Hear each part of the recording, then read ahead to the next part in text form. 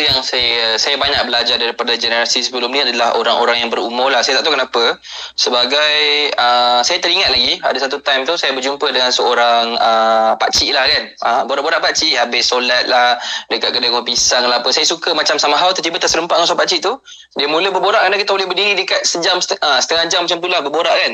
Jadi dia kata kat saya, biasanya Dip biasanya dia kata macam tau. Umur 20-an Dip, orang akan tercari-cari apa nak buat.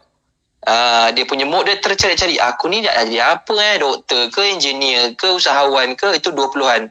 Tercari-cari. Orang berumur 30-an dia kata akan terkejar-kejar. Dia dah tahu apa dia nak buat. Finally dia dah discover setelah bekerja dengan 2, 3, 4, 5 company. Now dia kata aku tak ada masa guys. Aku kena kejar. Anak ada orang, komitmen dah tinggi. Itu biasanya tema 30-an lah. Dan dia kata bila berumur 40-an pula biasanya dia akan ternanti-nanti. Bilalah aku nak berjaya? Bilalah aku nak retire? Something like that lah kan. Nak kata yang sebab dia dah kejar the whole 10 tahun umur 30-an, dia terfikir kawan aku dah naik Alphard, kawan aku dah pergi bercuti sekian, dia mula ada that comparing kan. So bila dia ternanti-nanti umur 40-an, umur 50-an dia akan terhenti-henti pula dah. Maksudnya dia punya energi dah terlampau rendah. Dia buat something, aku dah tua, tak tahu apa, internet semua tak tahu. Macam tu lah kan. Dia akan, cukup lah ni setakat ni je, tak tahu apa kan. Dia macam akan, energi dia sangat sikit. Dia buat sikit, dia stop. Dia buat sikit. That's why kebanyakan orang yang ber-MLM ni biasanya ada dua jenis. MLM multi level marketing. Biasanya sama ada yang paling muda, yang tercari-cari tak tahu apa nak buat, dia buat MLM gila-gila. Ataupun orang yang tua betul, maksudnya umur 50-an, sebab dia dah tak ada masa dah. Bagi dia aku tak mau buat bisnes, aku nak cari benda yang senang. Jadi dia akan buat MLM untuk mencari shortcut, untuk terhenti-henti terus. Kalau boleh buat ni berjaya dah, cukup lah. Macam tu.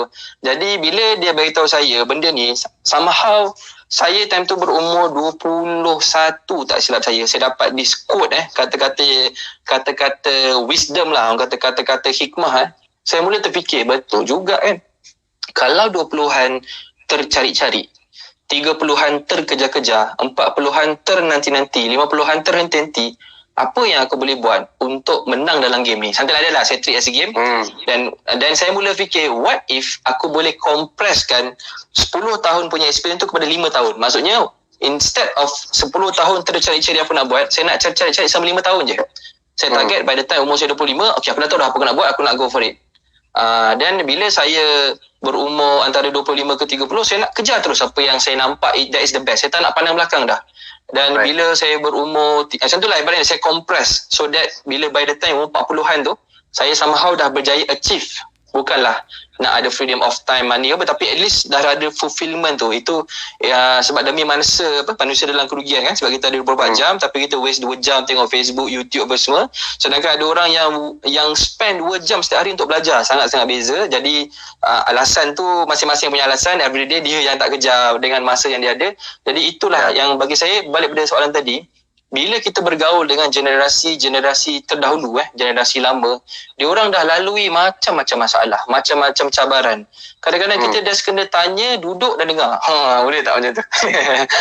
Macam program ni lah kan, basically kita menyatukan antara idea orang lama dengan orang baru. Jadi bila kita dengar, ada poin-poin penting yang dia sampaikan tu, yang menyebabkan macam mana, satu nasihat yang betul boleh jimatkan masa kita 2-3 tahun. Sampai lah dah. Saya sangat percaya. Betul.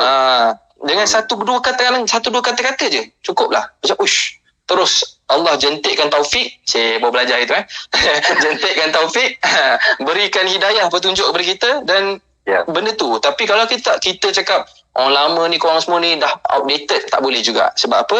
Orang lama ada wisdom, itu yang sangat mahal.